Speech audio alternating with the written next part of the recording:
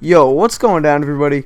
It is straight out of Boston here, aka the King of Boston, and today we have episode 22 of the Detroit Pistons Association, and today we are going up against the Chicago Bulls, the 44-29 Chicago Bulls. We are 46-25. This is year 2, game 72.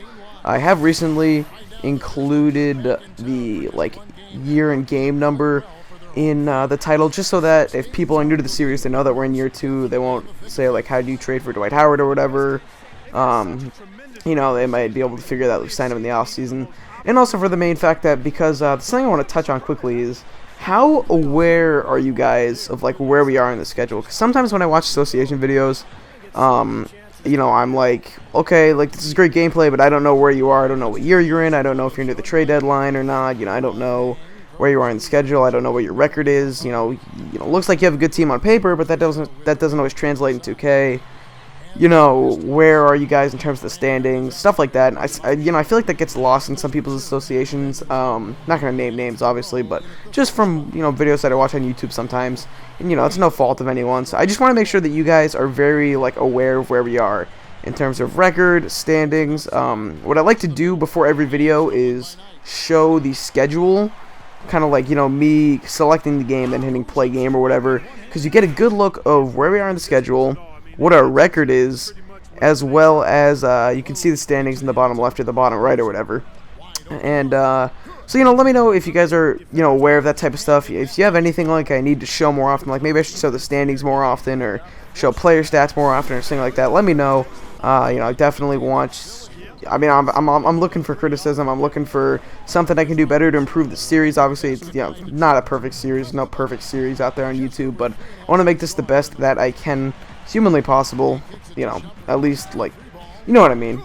Some people, when they think humanly possible, they think oh well, you mean you could put 24 hours into this series or whatever. Nah, you guys know what I mean. I want to put as much time into the series as I can. And yeah, that's pretty much all I have to say on that. So today we're going to get the Chicago Bulls. The Chicago Bulls are a team that's very solid, obviously. It was the #1 seed last year, struggling a little bit this year. It's kind of a transition year for the team, I do believe, just because of Derrick Rose. He's not really going to be 100%, honestly, when he comes back. It's going to be a while, but I mean, we'll see. Honestly, after the Adrian Peterson comeback, you never know. But I think he's going to struggle a little bit this year, even when he does come back. But this is a team that, when healthy, is very, very good. Two very good big men. Look at Kirk Heinrich fall. Let's take another look at this one right here. Sorry, I'm getting off topic a little bit, but look at this. Shabazz Muhammad steps back, and Kirk Heinrich just falls down. And I'll talk about Shabazz Muhammad in a little bit, but he's another guy that I want to talk about in this video. But the Bulls, very good team when healthy. They have 4 guys that I really struggled to go after defensively. Derrick Rose is very good perimeter defender. He's fast, he's athletic, and you can even if you're not a good rotational defensive player, you can make up for a lot of it with your athleticism. And Luol Deng is the lockdown defender. He's a 6'9" with a 7'12" wingspan. I mean, it's ridiculous. Although I don't think that accounts for this game wingspan or whatever, but still pretty good. He does have lockdown defender in this game. Joakim Noah, another very good defender, very versatile. And Carlos Boozer's not the best defender, but I found myself struggling to go after him this game. And Taj Gibson's also a pretty good defender off the bench. But, where I should have gone after more is Rip Hamilton. And my original thinking was, Iman Shumpert's not a great offensive threat. It's going to be very hard to attack him. But what I should have thought is that Iman Shumpert's young and athletic, Rip Hamilton's old and slow. And I should have thought about that more. You'll see in the next game on Friday that I'm really going to start using Iman Shumpert more. And, this is going to go hand in hand with what I want to talk about with Shabazz Muhammad in a sec. But I really should be using Shumpert more on offense. He's very athletic. He's very fast. He can get to the rim. He can slam dunk, obviously. And he had 20 points in next Friday's video. So you guys will see that soon. But what I'm trying to do in these last few games, there's going to be this and then one other game before the postseason starts or whatever. But what I'm trying to see is what I have in terms of, offense. Trying to fill holes. Chandler Parsons and Durante Stuckey, we knew what we were going to get after them. We had figured them out at this point. But I'm still trying to figure out how to use Batum, Barnes, and Shumpert together. And I think that, and Shabazz Muhammad too. I struggled with Shabazz Muhammad a lot this year. But what I try to do a lot this game is get him involved in isolation situations. Try to be that, you know, kind of like last second go-to guy, something like that. You know, I'm trying to see what I got with Shabazz Muhammad, as well as Iman Shumpert, and I think I'm starting to figure out Nicholas Batum is athletic, he can get to the rim, but what I really like is his shooting.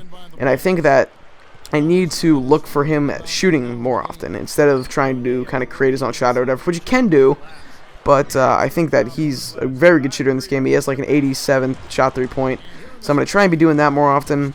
Iman Shumpert, I definitely need to get the ball in his hands more often, try to get him to the rim. There are a lot of weak shooting guard defenders in the NBA, especially in the Eastern Conference.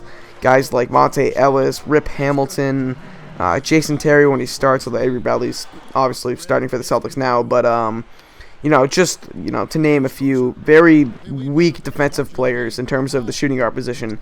And Iman Shumpert, you should be able to attack with his athleticism. So definitely going to be looking to do that more. Harrison Barnes, still trying to figure out. I'm basically trying to turn him into what Chandler Parsons was for, a spot-up shooter. I can get to the rim sometimes, catch alley-oops, stuff like that. As you can see, Barnes is going to catch this one pump fake. This is what I like to do a little bit more with Barnes. I can call for a pick and roll here with Jonas Jerebko, and I'm going to get by and take a nice momentum shot there. And that's something I wasn't really too confident with Chandler Parsons. But, you know, that's why I wanted to pick up Harrison Barnes. And you see Jermaine O'Neal on the Bulls, pretty funny there. But Taj Gibson, I do believe that was going to get the nice and one. Yes, it was Taj Gibson. You see the Bulls are starting to pull away. So I'm really trying to figure out what I have offensively before we get to the playoffs.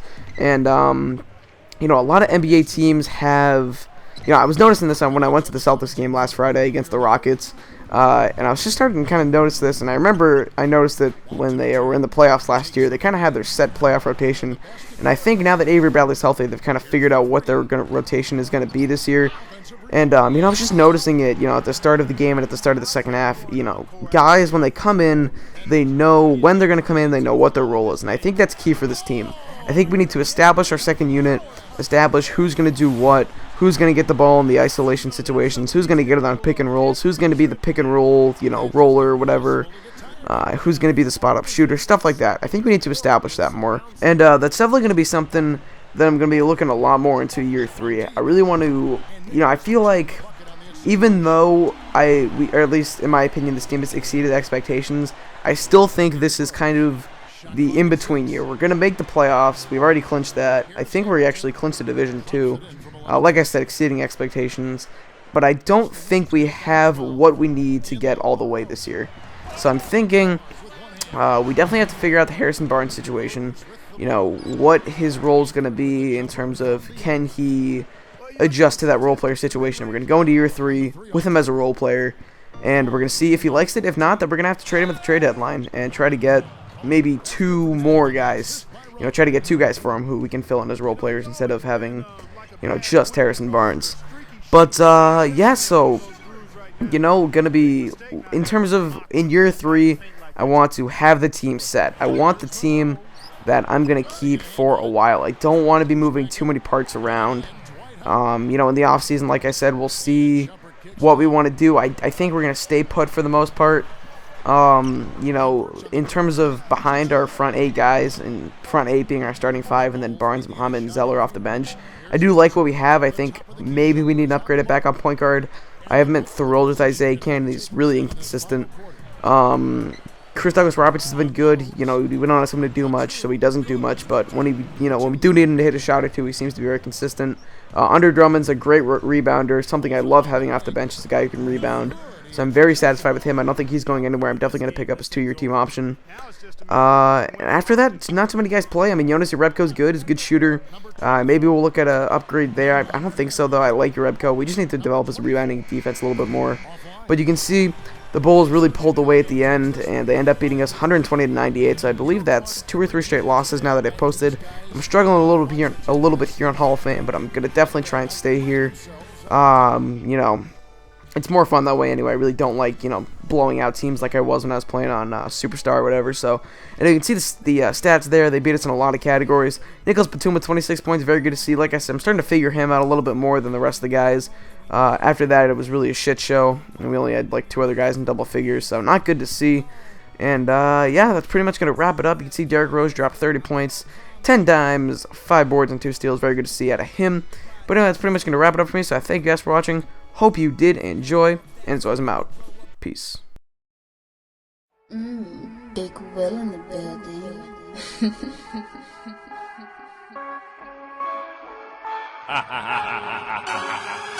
Big Will in the